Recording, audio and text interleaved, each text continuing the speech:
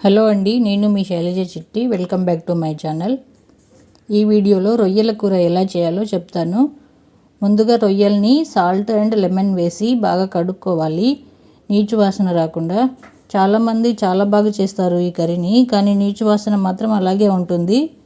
అలా రాకుండా ఉండాలంటే కొంచెం ఉప్పు, కొంచెం లెమన్ వేసి బాగా కడిగి పెట్టుకోవాలి. కడిగి పెట్టుకున్న తర్వాత ఒక ఆనియన్, ఒక టొమాటో, అలాగే 2 పచ్చిమిర్చి కట్ చేసుకొని పెట్టుకోవాలి. తర్వాత స్టవ్ ఆన్ చేసి కడాయి పెట్టుకొని ఆయిల్ తగినంత వేసుకొని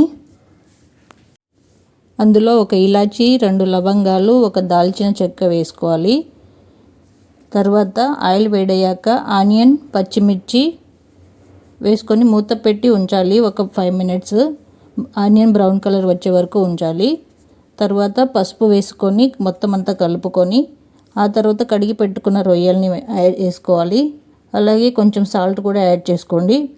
తర్వాత మళ్ళీ మూత పెట్టి ఒక 2 మినిట్స్ ఉడకనివ్వాలి. మధ్య మధ్యలో కలుపుతూ ఉండాలి, అడుగు అంటకుండా.